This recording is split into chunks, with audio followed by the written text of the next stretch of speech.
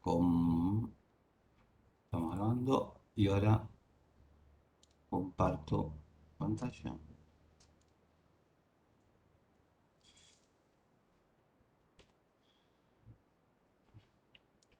Bien. Bueno, este es simplemente el texto de la clase de hoy, las décadas de crisis. Eh, y la primera cuestión que tenemos que ver son, eh, digamos, que es interesante pensarlo. Nosotros, a esta altura del partido, hemos visto dos crisis y ahora vamos a ver la tercera de carácter mundial global.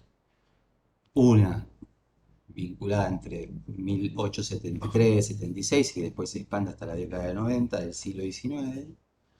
Después vimos la crisis del 30. Nosotros en realidad estoy pensando que este año esa crisis no la vimos en detalle. Yo justamente les decía que si estaban interesadas en las consecuencias de la crisis del 30, entraran y vieran el video de la clase del año pasado, porque el año pasado me concentré mucho más en el aspecto de la crisis económica y menos en las cuestiones sociales, y este año me concentré más en las cuestiones sociales y menos en los aspectos económicos.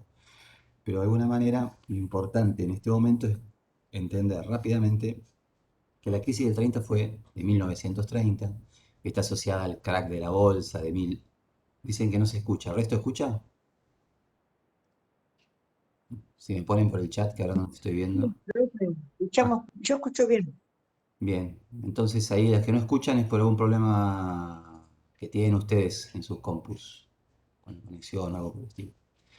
Vuelvo entonces, digamos, es la crisis que está en general asociada al crack financiero de 1929 en Nueva York y lo que generó, y este es el único dato en el que me voy a detener en este momento, la crisis de 1930 fue un derrumbe de dos cuestiones.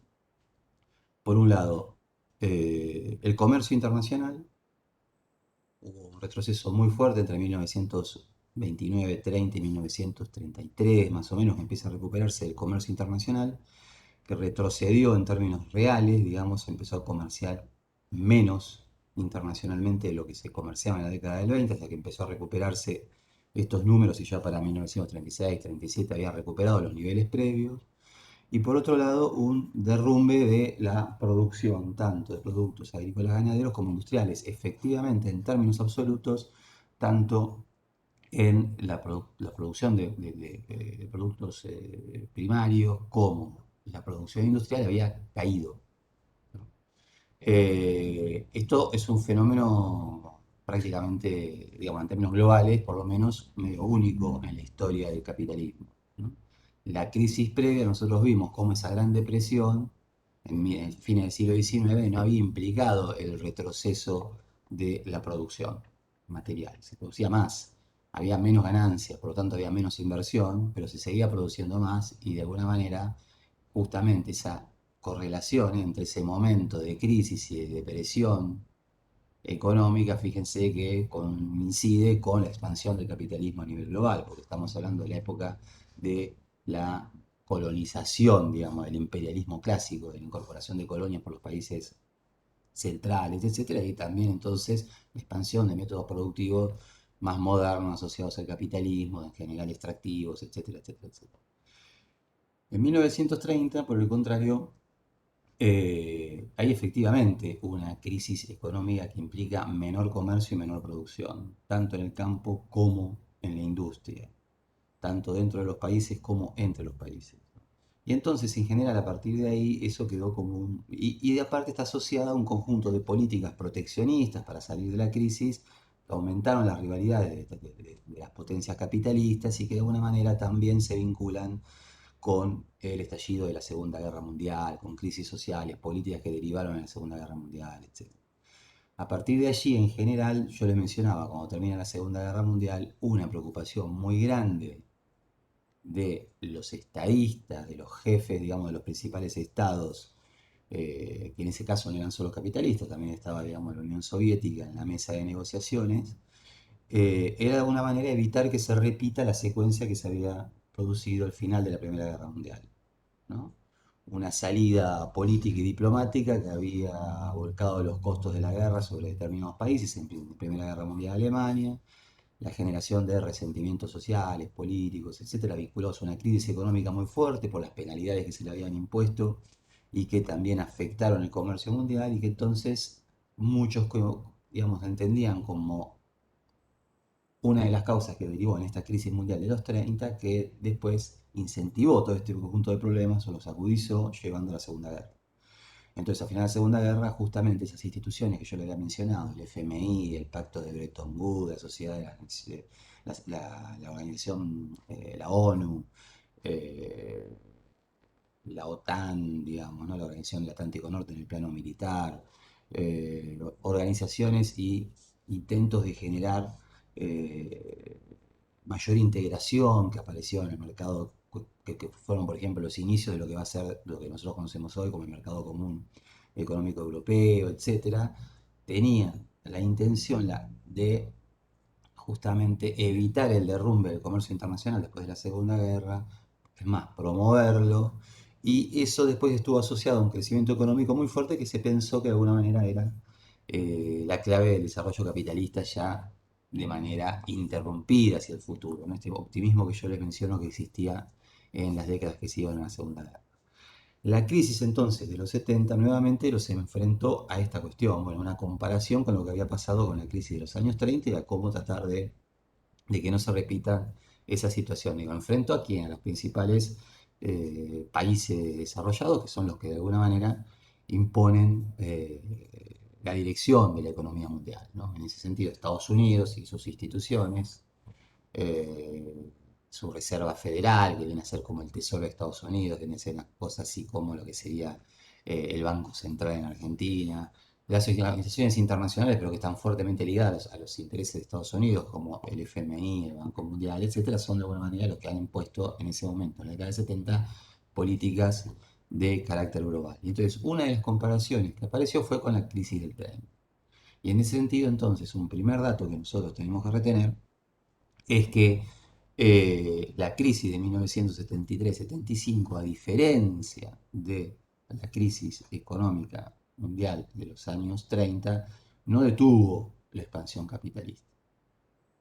Se siguió produciendo más, como señalo ahí, como pueden leer ahí en el PowerPoint, digamos. Continuó el crecimiento de la producción, se mantuvo o incluso sostiene que se aceleró el comercio internacional, aún en la década del 80, una década en la que algunas regiones del globo atravesaron crisis muy profundas.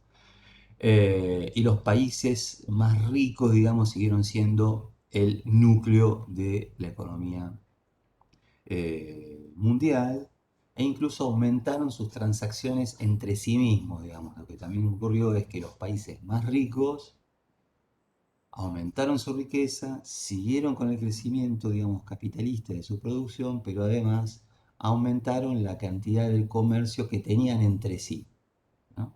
Generando de alguna manera una situación virtuosa para esos países que los ponía en una situación diferencial al resto del mundo. Entonces, el primer dato es este, que la crisis del 73-75, a diferencia de la crisis del 30, no detuvo eh, la expansión capitalista, no detuvo la producción, no detuvo el comercio internacional, pero sí trajo profundas consecuencias para la tasa de ganancia de los capitalistas y va a traer profundas consecuencias sobre lo que era, de alguna manera, el modelo que articulaba las estructuras estatales con la economía, sobre todo en los países centrales, es decir, este modelo que había sido el modelo del estado del bienestar, en el cual el desarrollo económico era acompañado por estructuras políticas y instituciones estatales robustas, con fuerte inversión en política social, con sistemas de seguridad social fuertemente protectores en términos de salud, de seguro de desempleo, en términos de educación, de facilitar el acceso a la educación pública o privada, pero facilitar el acceso a la educación a amplios sectores de la población, etcétera, va a empezar a ser fuertemente cuestionado en este contexto.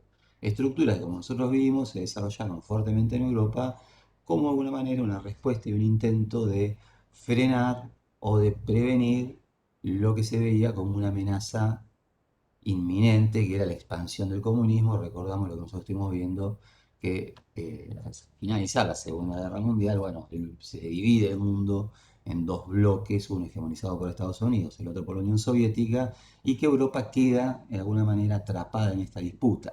Piense que países como Polonia, lo que en ese momento Checoslovaquia, Bulgaria, Rumania, la mitad de Alemania prácticamente, eran todos países que formaban parte del bloque socialista, es decir, que Europa tenía una frontera directa con lo que se conocía en el momento como economía del socialismo real. Entonces, por un lado, esto, ¿no? No hay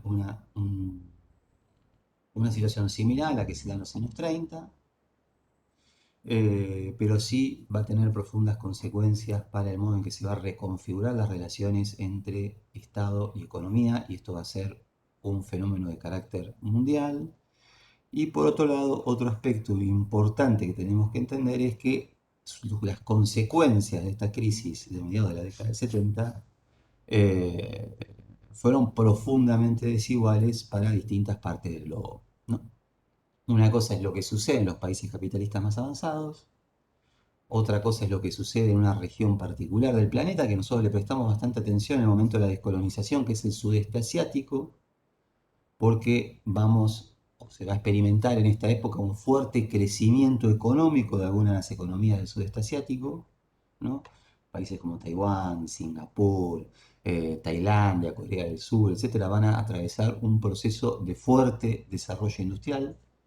Se los va a conocer como los TICs, ¿no? Un acrónimo en inglés que significa los nuevos países industrializados o en proceso de industrialización.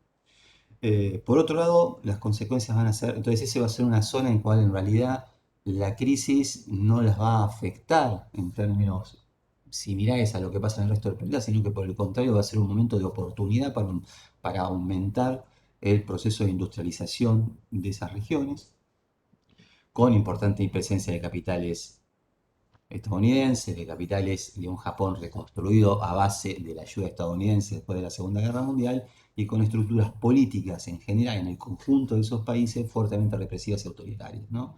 Que va a ser una de las claves también de la capacidad de someter a la fuerza de trabajo a un rigor muy extremo de trabajo, de método de trabajo, que van a permitir la fuerte industrialización a partir de incorporación de tecnología y un coste laboral muy bajo y con una escasa conflictividad social, la posibilidad de un proceso de industrialización sostenido en el tiempo y muy rápido.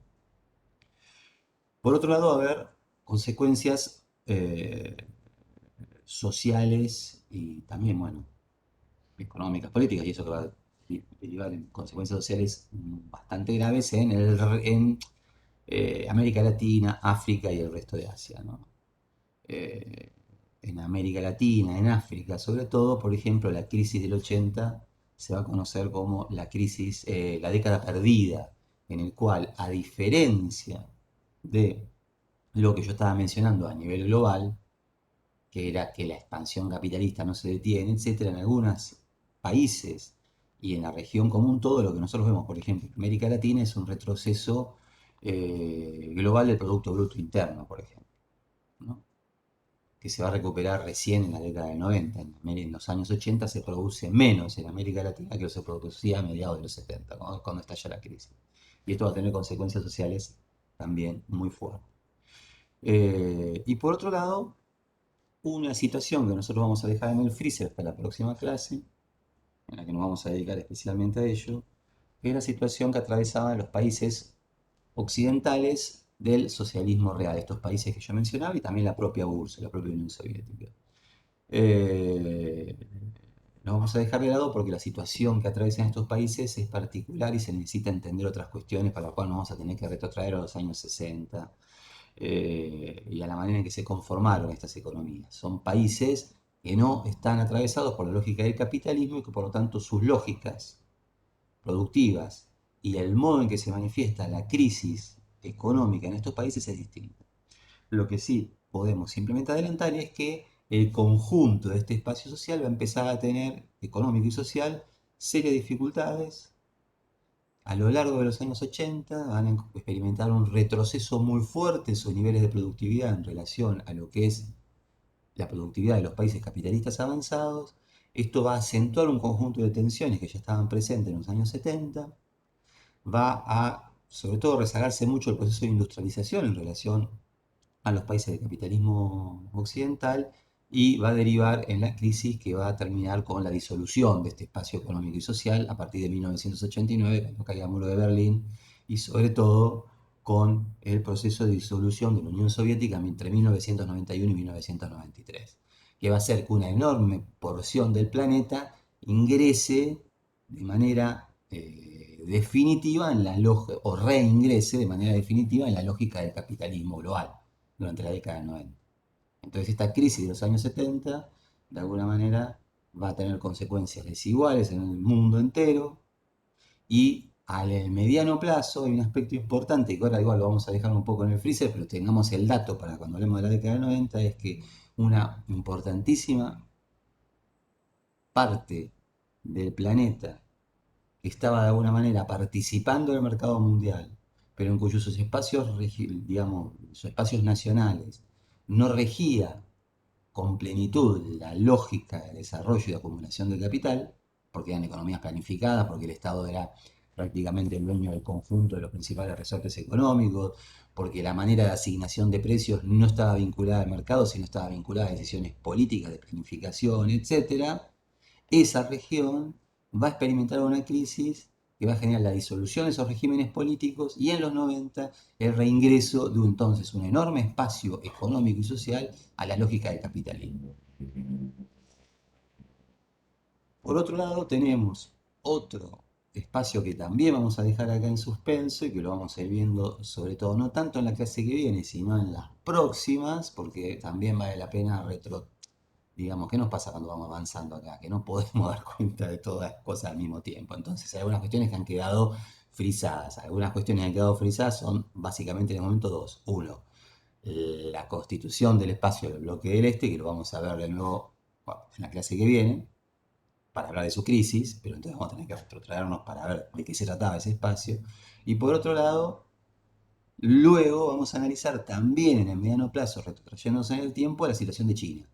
Que de alguna manera, si hay una excepción en los años 70 en adelante, es China, que va justamente, mientras el resto del mundo se hunde en un estancamiento económico posterior a la crisis, salvo momentos de crecimiento, etcétera, en los 90 y en otros momentos, pero en el mediano y largo plazo una gran dificultad del capitalismo para recuperar las tasas de crecimiento tan fuertes que había tenido hasta los años, entre la Segunda Guerra y los años 70, China va a crecer espectacularmente en esas épocas y se va a transformar en lo que es hoy, paulatinamente, a lo largo de un proceso de 3 décadas, que los años 80 van a ser muy importantes, y a partir de un proceso de reformas políticas y económicas también importantes en su interior, que van a combinar políticas de reforma de mercado con reestructuraciones estatales fuertes. En China no vamos, digamos, bajo la égida del Partido Comunista Chino, que lo va a poner lo va a transformar en, bueno, una potencia de nivel mundial. Hoy en día, eh, China es uno de los principales actores políticos y económicos en disputa por la hegemonía mundial. Es de alguna manera el principal contendiente de los Estados Unidos por la hegemonía mundial. Y deja atrás fuertemente al espacio económico europeo, que en algún momento se pensó que era esta Europa reconstituida, unificada, un enorme espacio, digamos, económico y social, que se lo veía como una gran potencialidad para transformarse en un competidor importante de la posición que ocupa Estados Unidos en la economía mundial, queda rezagada incluso frente a eh, estos dos países, ¿no? Estados Unidos y China. Bien.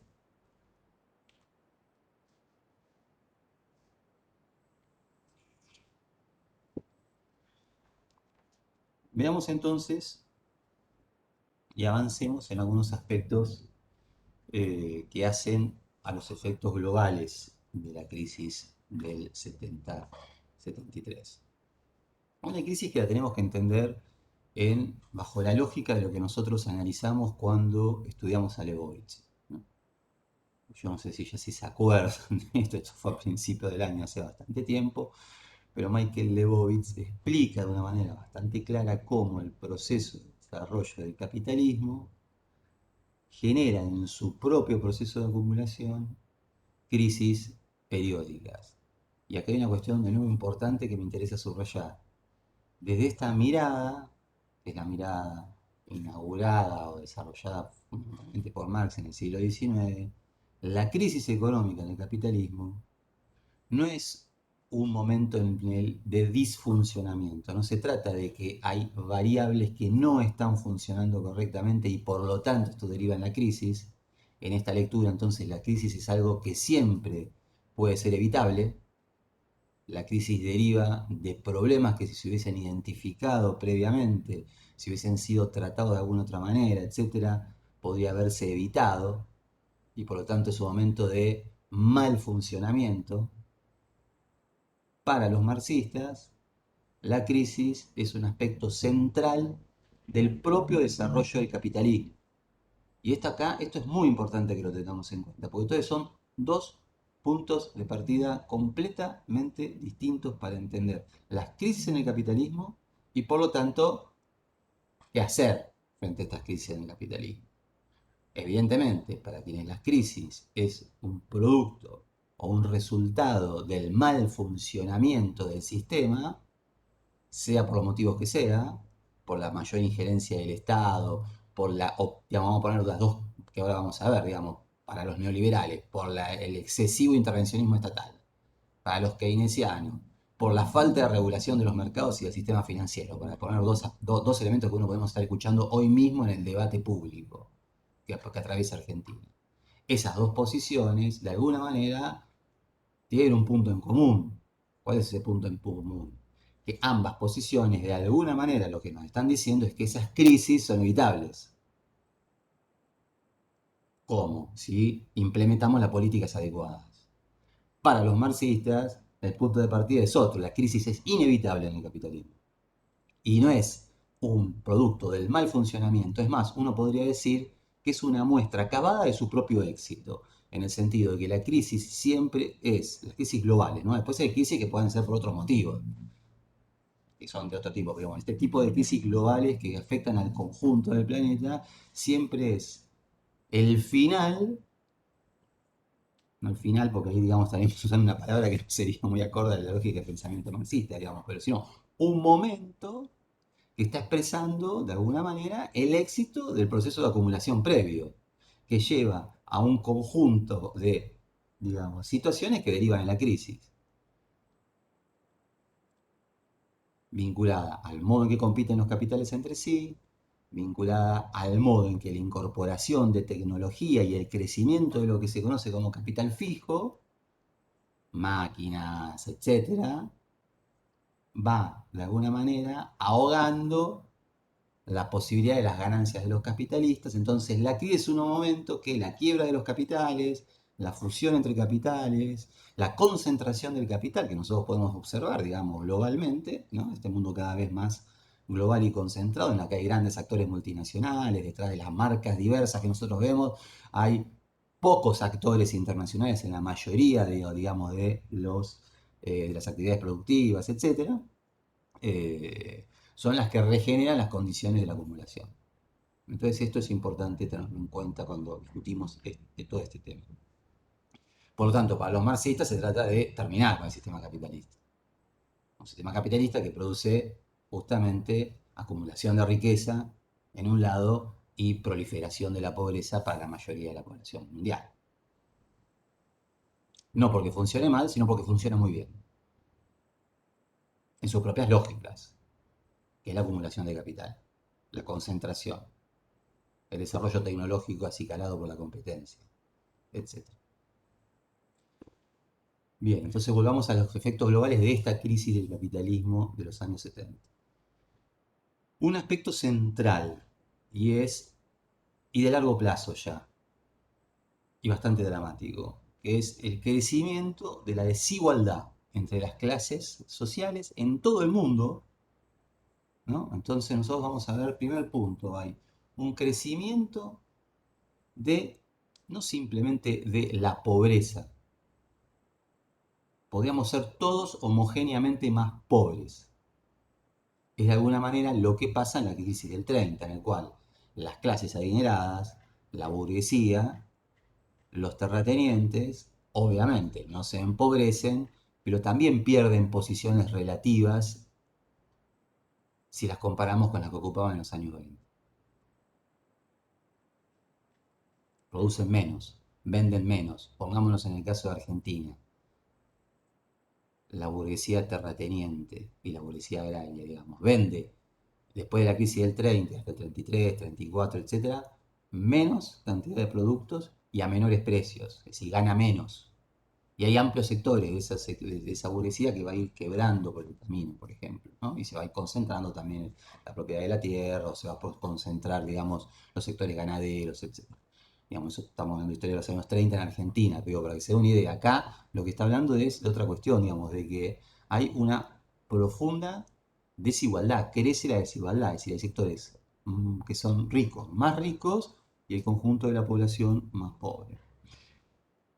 Y esto se da, y de nuevo es importante tenerlo en cuenta, en todos los países del planeta, salvo en China, que es otra situación, en la cual el crecimiento económico chino en realidad va a tener una consecuencia inversa a lo que estamos viendo para el resto del país, porque en China va a ser uno de los pocos lugares en los cuales la desigualdad se va a reducir. China, aparte, es como que está atravesando por un proceso que muchos de estos países habían atravesado 30, 40 y algunos 100 años antes, en el proceso de industrialización, etcétera, ¿no? En la reducción del campesinado, en el proceso de urbanización, bueno, un conjunto de cosas que veremos en su momento.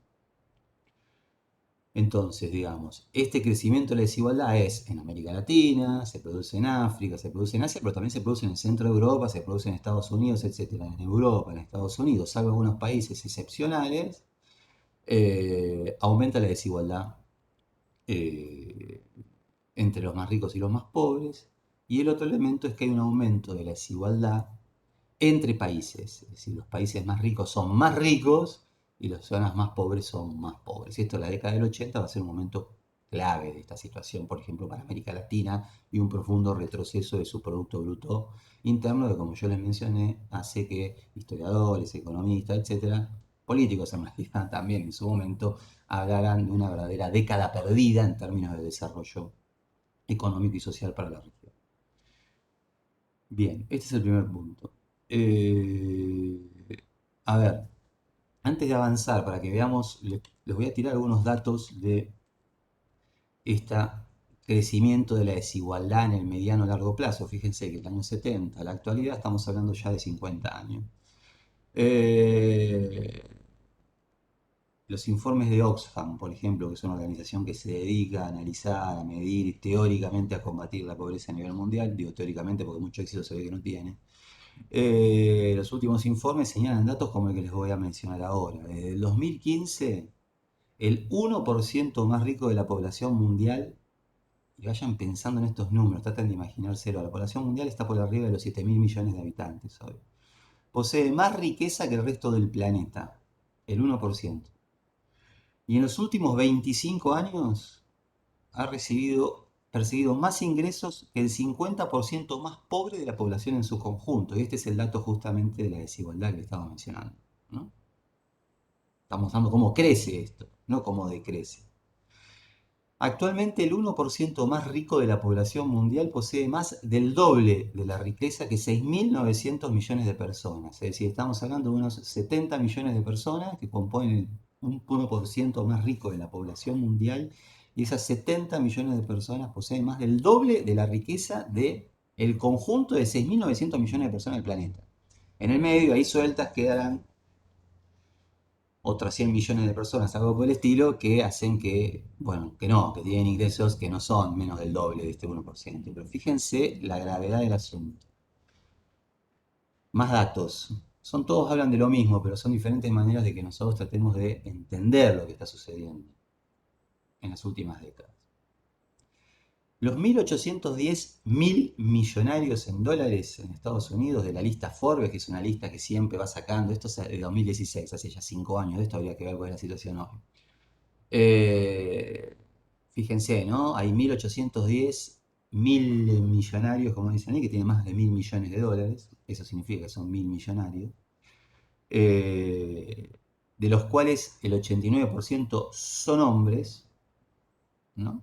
Que también es interesante para las cuestiones de género, posee en conjunto 6,5 billones de dólares, no importa la cantidad de guita, pero sí importa que es la misma riqueza que el 70% de la población más pobre de la humanidad, 5.000, más de 5.000 millones de personas.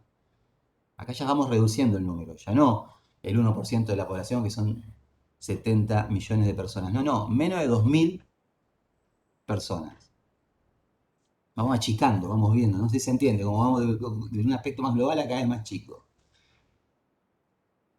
Más chico todavía, si quieren, para ver los niveles de desigualdad escandalosos que existen hoy en el mundo y que son un derivado del modo en que se rearticula el capitalismo internacional después de la crisis que estamos analizando en este momento. Los 22 hombres más ricos del mundo, y claramente entre las 22 personas más ricas del mundo no hay mujeres, son todos hombres, o somos todos hombres, yo no soy uno de ellos, pero soy hombre, tienen más riqueza que todas las mujeres de África juntas, incluso que las mujeres de la clase alta, que las hay, obviamente, en África, una región profundamente desigual también y de una distancia enorme entre los y las más ricas de esa sociedad y los y las más pobres. Sigo, les voy a molestar con 4 o 5 datos más. Los ingresos del 10% más pobre de la población mundial han aumentado menos de 3 dólares al año entre 1988 y 2011. ¿No? Entre fines de la década del 80 y principios de la década del 2010, es decir, en 20 años, los ingresos del 10% más pobre de la población habían aumentado menos de 3 dólares al año, mientras que la del 1% más rico del que estamos hablando se había incrementado 182 veces más. Imagínense, aparte, lo que son los ingresos del 1% más rico, que crecen por 182 en esos 20 años, que son los inmediatamente posteriores, digamos, a la crisis global de los años 70, en relación a lo que pasa con los ingresos del 10% más pobre de la población mundial. Hay un economista que se puso bastante en boga en los años recientes, que se llama Tomás Piketty, y que ha hecho algunos estudios sobre el funcionamiento del capitalismo contemporáneo, etcétera, que han sido muy prestigiosos y muy difundidos. Y dice que en Estados Unidos los ingresos del 50% más pobre de la población se habían congelado o se han congelado en los últimos 30 años. El 1% más rico de la población en Estados Unidos en la misma época aumentó 300% su riqueza. De nuevo, ven que no se trata solamente de pobreza, todos estos datos que estoy tirando es pobreza evidentemente, pero sobre todo enorme desigualdad en el modo en que está funcionando. Bueno, acá hablan de Argentina. En Argentina también se verifica el mismo proceso, pero no de manera tan escandalosa como esto que estamos mencionando cuando vemos a nivel global. En 2015, es un dato de hace 6 años, digamos lo que pasó en ese año, digamos no tengo el dato actual, pero sí le voy a agregar un dato final sobre lo que ha sucedido durante la pandemia. Las 10 mayores empresas del mundo habían obtenido una facturación que era superior a los ingresos públicos de 180 países juntos. Y esto es un dato interesante porque estamos viendo que una de las consecuencias de, y ahora vamos a ir a ello, de la crisis económica del 70 es la importancia central que van a adquirir en la producción global y en el comercio internacional las empresas multinacionales que empiezan a aparecer con mucho más fuerza durante la década del 60, en el 70 ya son una realidad importante, pero a partir de ahí desarrollan globalmente sus operaciones de una manera inédita. Digo, empresas que invertían en todo el mundo hay desde hace mucho tiempo, Ford, por ejemplo, ¿no?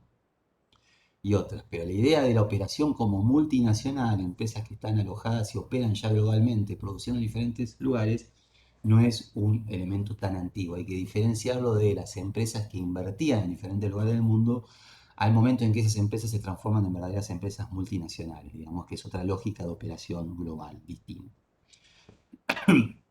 Digo, cuando Ford viene y se instala en Argentina, en lo que está pensando fundamentalmente es en abastecer en Argentina de auto Ford produciendo en esa región, ¿se entiende?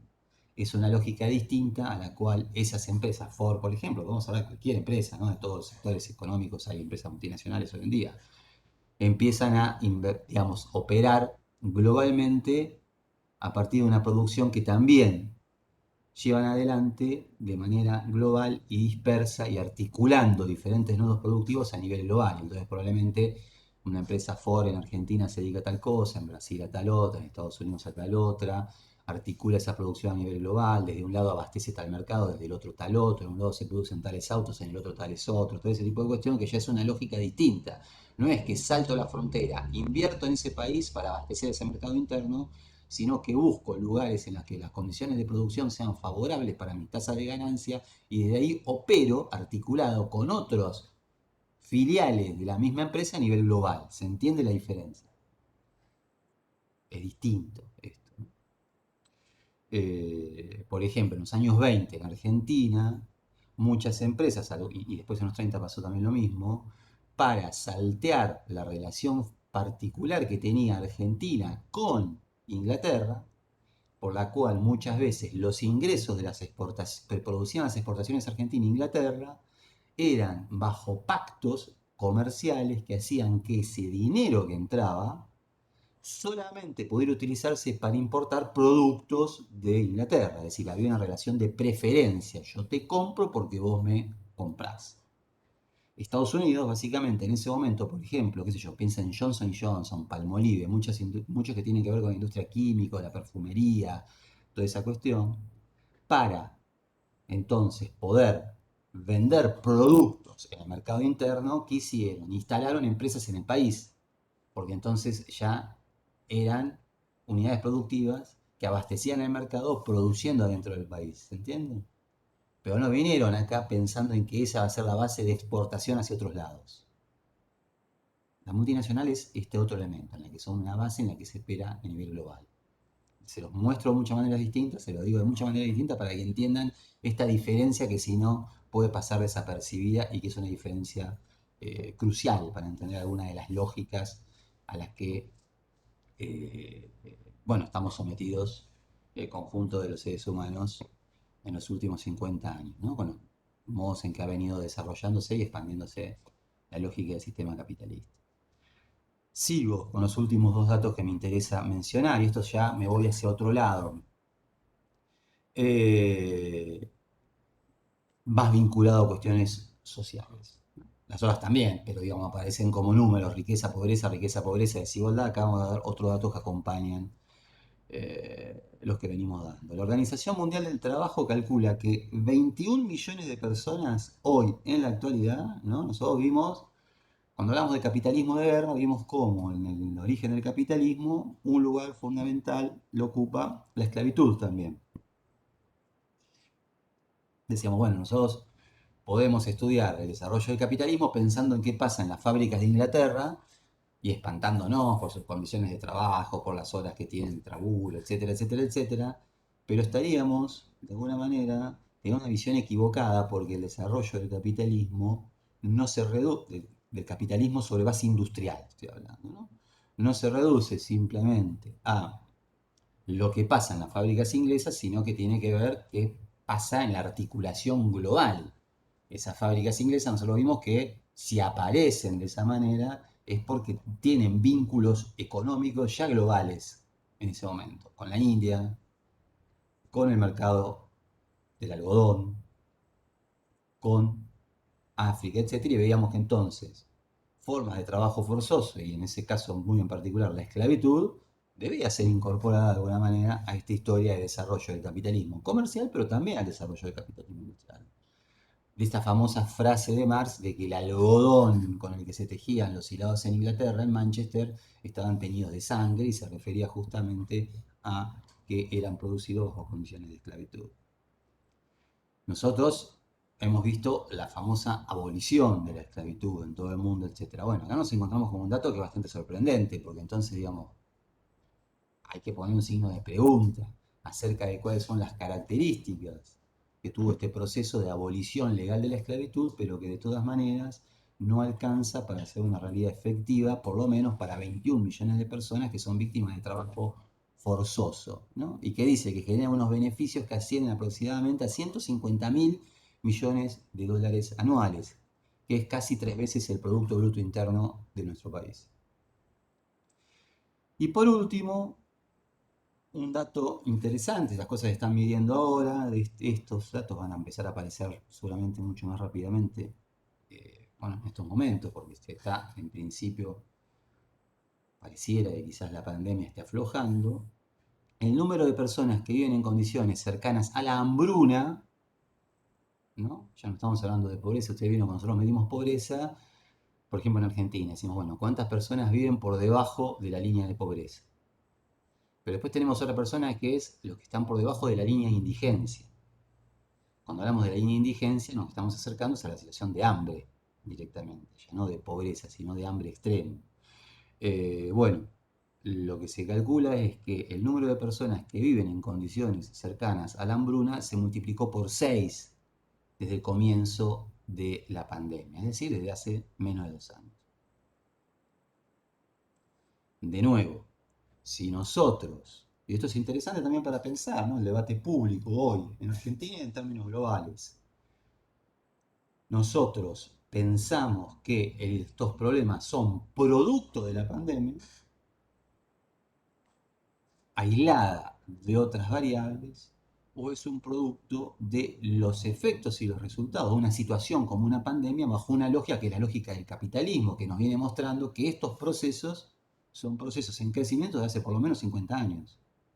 Entonces el problema no es la pandemia, o mejor dicho, la pandemia es parte del agravamiento de un problema que está asociado a las propias lógicas de crecimiento capitalista.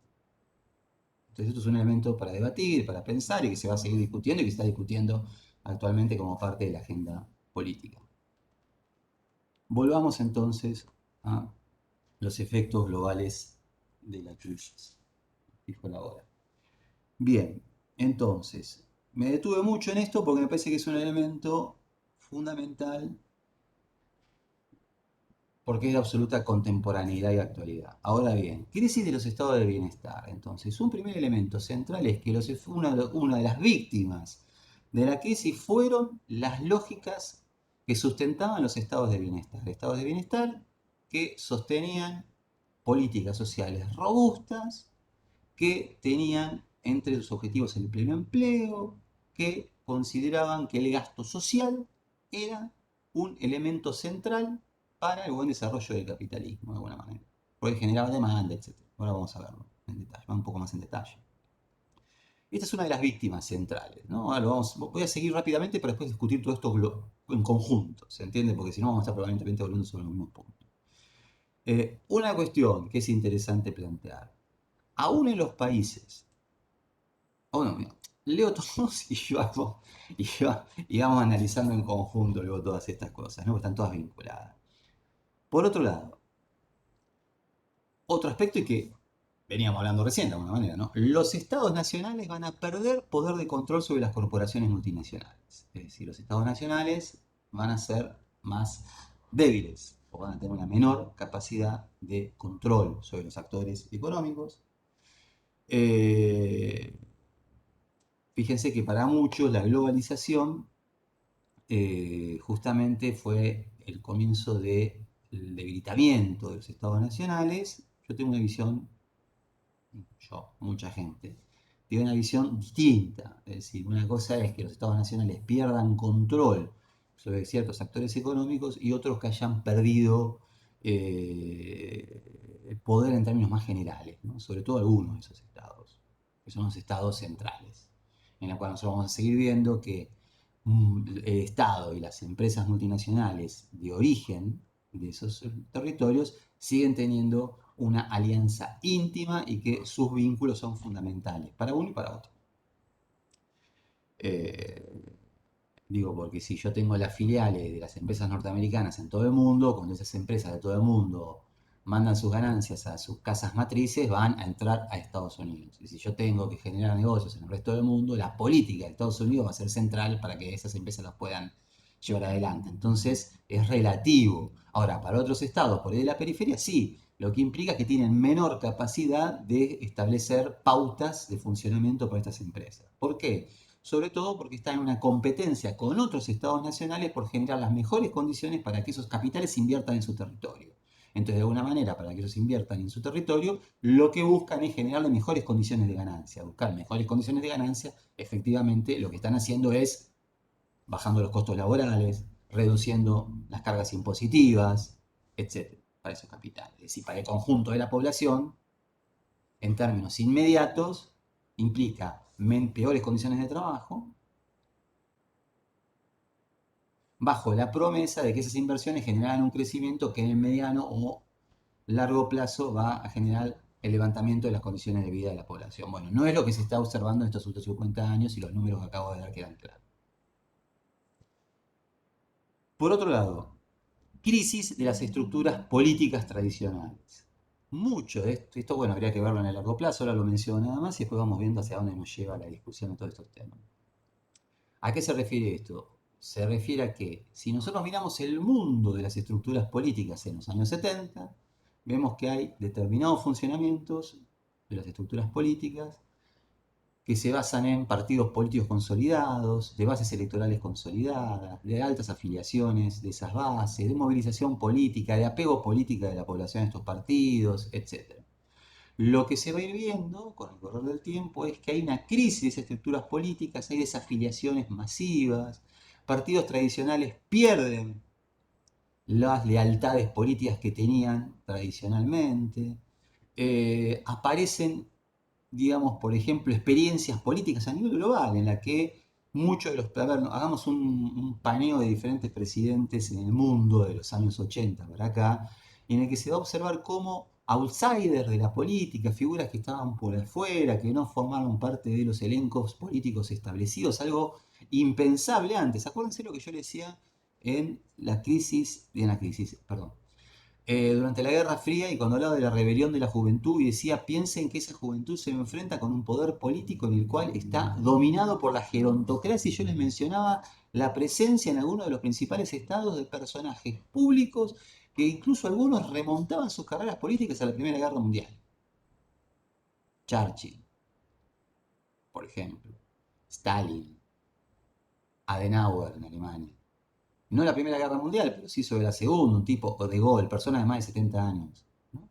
Algunos políticos, otros vinculados a, bueno, al efecto que tuvo la Segunda Guerra y el lugar que puso entonces a determinados militares que después se dedicaron a la política, Eisenhower en Estados Unidos, etc. Pero el mismo Roosevelt, que muere al final de la Segunda Guerra, viene de la década del 30, una familia de Partido Socialdemócrata, los Kennedy en los años 60, presidente asesinado en Estados Unidos, digamos, pero tuvo una familia, ¿no?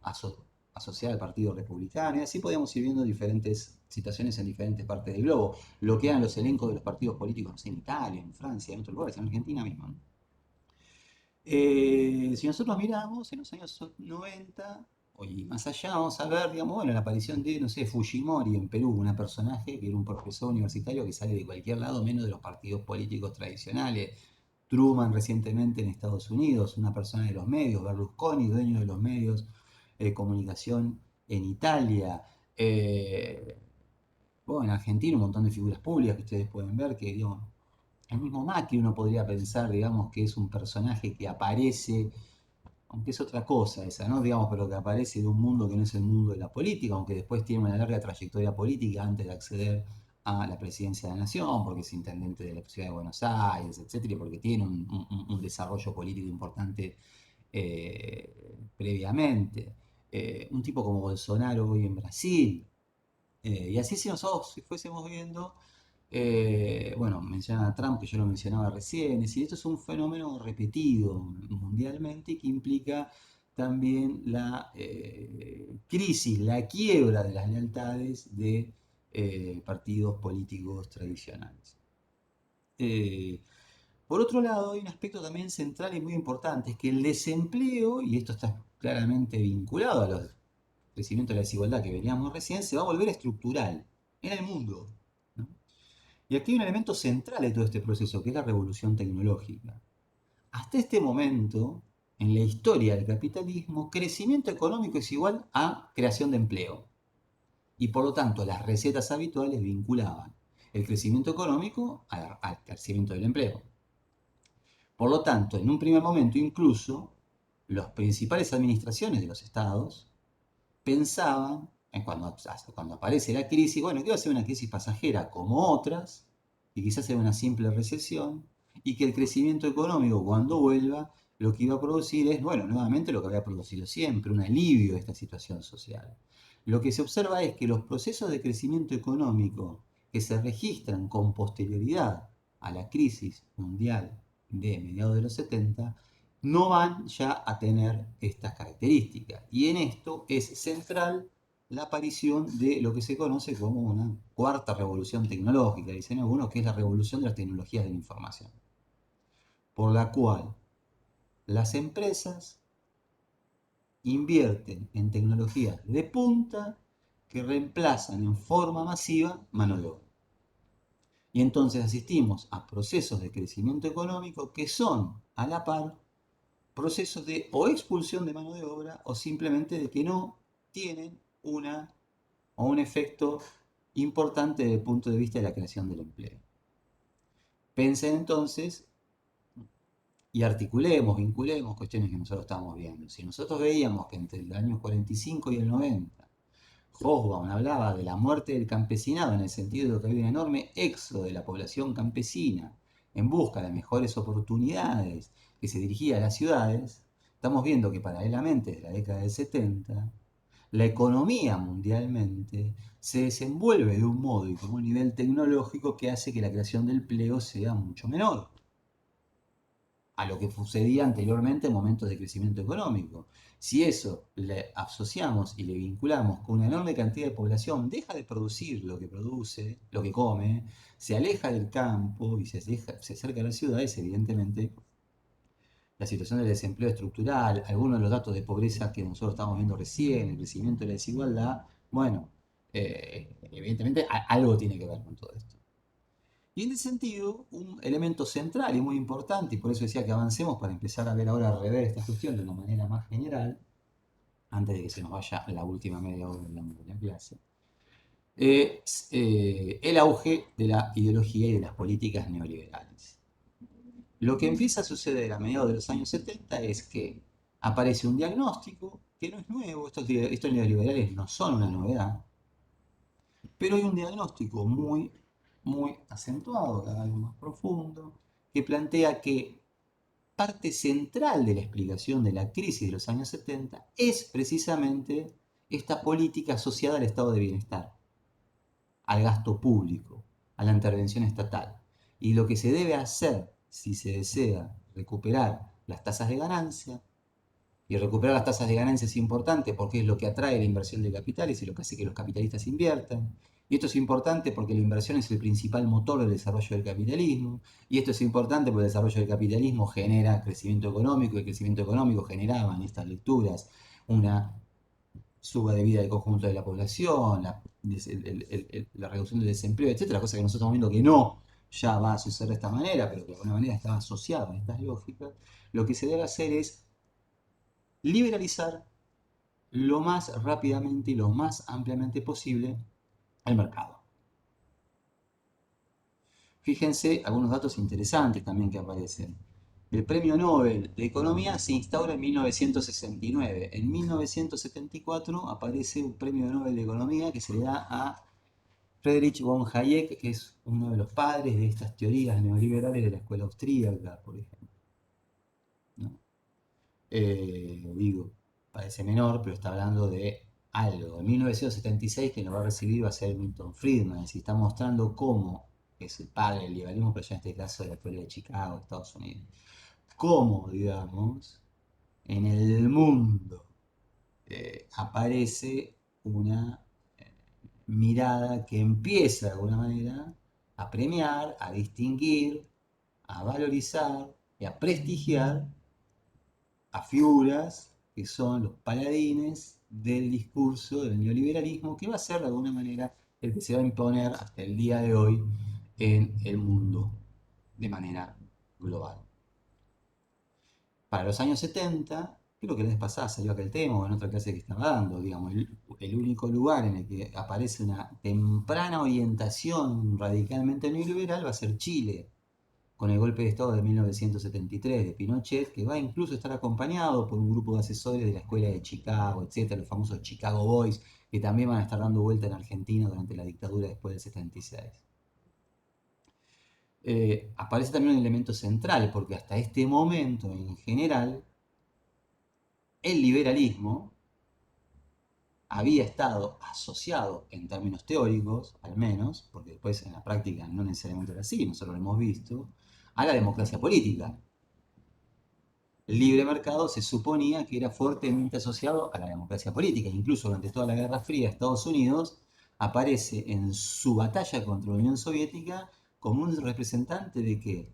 De la economía del libre mercado, no del capitalismo, preferían dejar de lado esa palabra que era un poco más ríspida, de la economía del libre mercado y de la democracia, dos aspectos que se suponía que iban juntos. Se suponía, digo, que en la propaganda oficial y en muchas de las teorías y la ideología del liberalismo tendía a poner como aspectos que iban de la mano.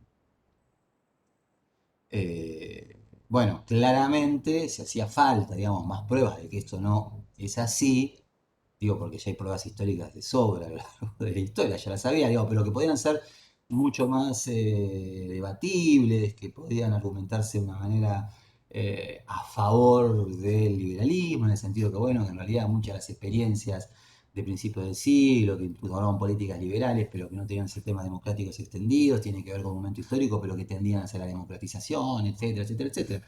Una vez en que impera prácticamente en el mundo entero democracias políticas que incluyen el sufragio universal, esto es que incluyen a la mayoría de la población, incluso las mujeres ya de manera masiva, en ese momento vemos que entonces aparecen algunos de los proyectos neoliberales más fuertes, sobre todo en el tercer mundo, digamos, no en el centro, en el primero, digamos, que mantienen sus estructuras de la democracia política, de fuerte liberalización, de ampliación de los mercados, de instauración de políticas neoliberales asociadas a la interrupción justamente de gobiernos democráticos. En Chile, un gobierno democrático de base popular muy firme como era el gobierno de Allende, y que va a instaurar a partir de ahí y asociar dictadura, falta de libertades democráticas con crecimiento de la libertad de mercado y profundización del individualismo. Hay entonces en la época, y de alguna manera es interesante porque nos ubica también en lo que sigue pasando en la actualidad, de alguna manera una guerra ideológica entre keynesianos y neoliberales. Ahora fíjense que yo les mencionaba al principio de esta clase, y quiero insistir sobre esto, que esta guerra ideológica entre keynesianos y neoliberales se asienta de alguna manera en un terreno común. Ese terreno común es la idea de que el capitalismo puede funcionar bien o mejor, ¿no? Eh, esta idea de los keynesianos y que aparece políticamente muchas veces mencionada como el famoso capitalismo con rostro humano, para los neoliberales la cuestión es la cruda realidad del mercado. Digo, entonces, esta guerra ideológica entre keynesianos y neoliberales se presenta de esta siguiente manera, digamos, para los keynesianos los altos salarios, el pleno empleo y el estado de bienestar son importantes porque crean la demanda del consumidor, alientan la expansión económica y por lo tanto permiten aumentar la demanda en la economía, y esto era lo mejor para enfrentar las depresiones económicas porque genera inversión, etc. Para los neoliberales son justamente estas políticas las que dificultan el control de la inflación, dificultan el recorte del gasto social, el gasto social genera déficit fiscal, el déficit fiscal debe cubrirse de alguna manera, entonces esto genera o aumento de los impuestos o endeudamiento externo, etc. Y estas políticas entonces lo que están impidiendo es que aumenten los beneficios y se motorice la inversión. Por lo tanto, hay que liberalizar el mercado y que el mercado se encargue de alguna manera llevar, eh, asignar los recursos de manera eficiente. Eh, un par de elementos más y vamos de nuevo uniendo puntas de lo que venimos hablando. De todas maneras, entonces va a haber experiencias neoliberales muy fuertes. Esta va a ser la receta del neoliberalismo que se va a imponer en los años 70.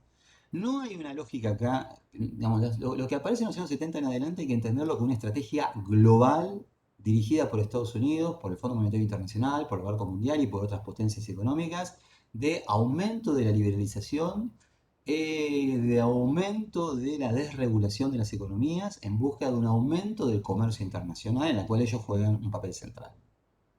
Entonces, digamos, lo que nosotros vemos no es que hay una lógica endógena del capitalismo que naturalmente lleva hacia el lugar en que llegó, sino que hay acciones políticas de las clases dominantes en ese sentido.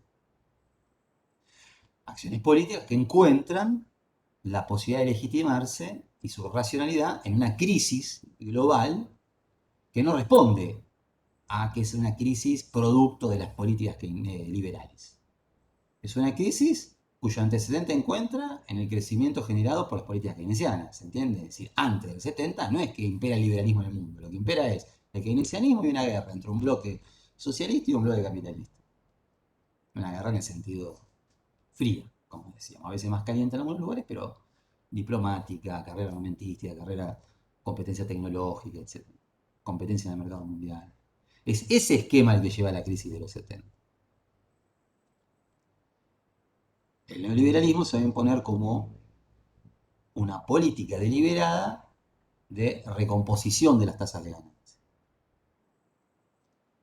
Bien, esos gobiernos neoliberales, de todas maneras es interesante también mencionarlo, porque está el discurso y está la realidad de los gobiernos neoliberales. Cuando uno mira qué pasa en la Inglaterra, digamos, hay dos experiencias claves en este momento, ¿no? Que son la Inglaterra de Margaret Thatcher en 1979, donde asume un gobierno conservador que va a instaurar una política neoliberal muy fuerte, que se va a enfrentar a los sindicatos, que va a privatizar las empresas de carbón, las empresas públicas, etcétera, y que va a ser un modelo que después va a seguir Argentina en los años 90. Probablemente, salvo lo que sucede en el bloque del este, lo vamos a ver después, porque ahí, como todo es propiedad estatal, cuando se derrumban esos países, los procesos de privatización son demenciales y aceleradísimos.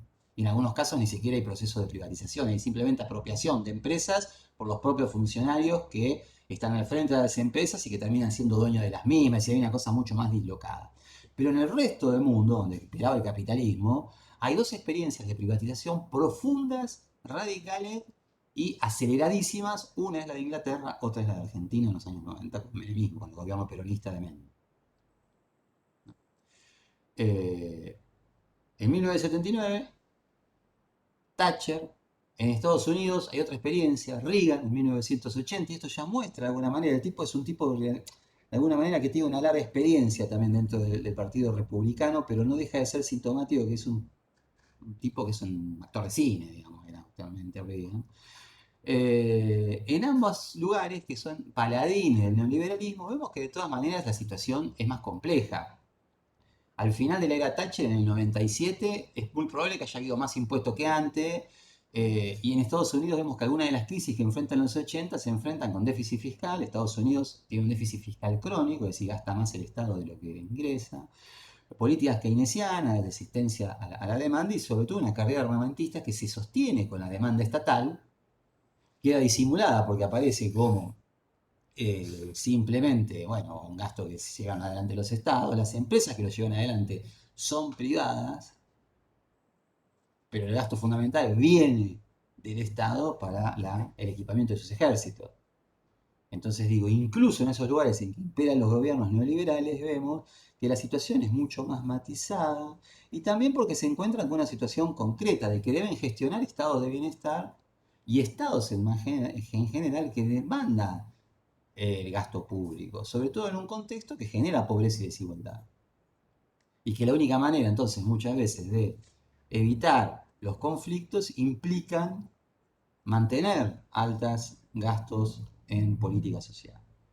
Entonces está el discurso, pero está la realidad, una realidad mucho más matizada, así como está el discurso del keynesianismo y está la realidad, una realidad mucho más matizada de lo que el keynesianismo apela en sus, digamos, teorías.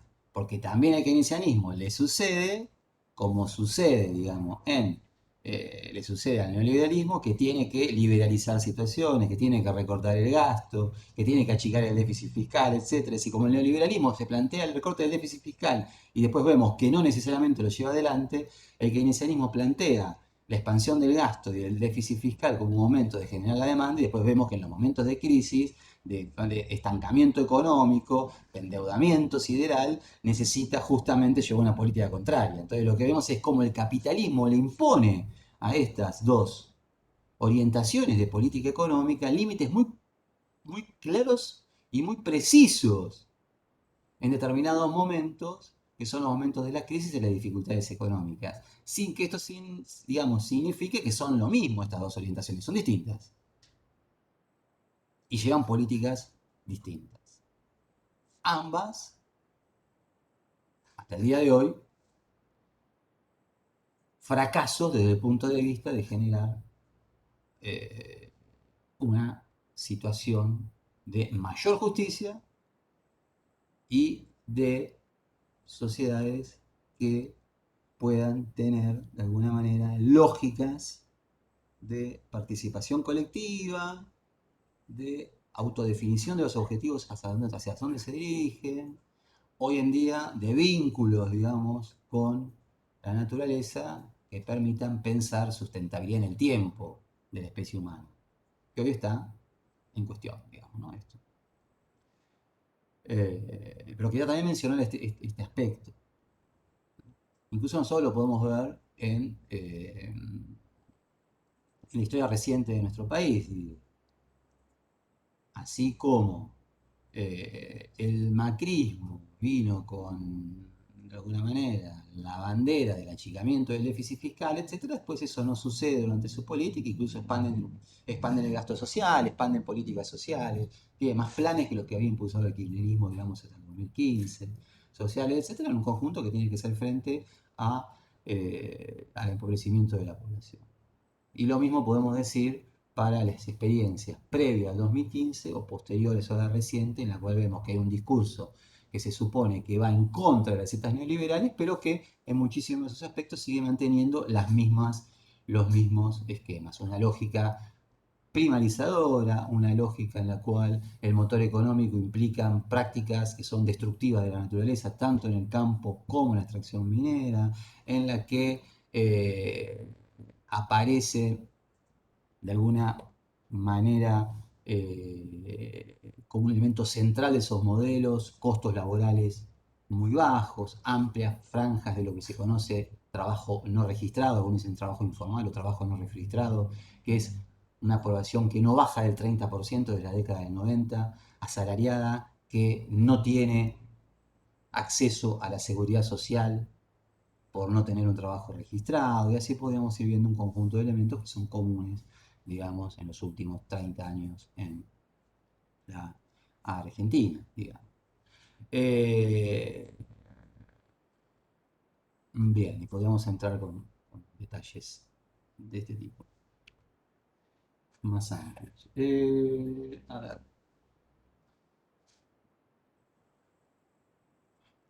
Bueno, a ver, abro las preguntas, porque si no después nos vamos muy, si no sigo con otras cosas, pero me gustaría abrir un poco ahora entonces la ronda de preguntas o de intervenciones, de opiniones, bueno, de cómo ven ustedes estos temas, de qué opinan al respecto. Voy a dejar de grabar así.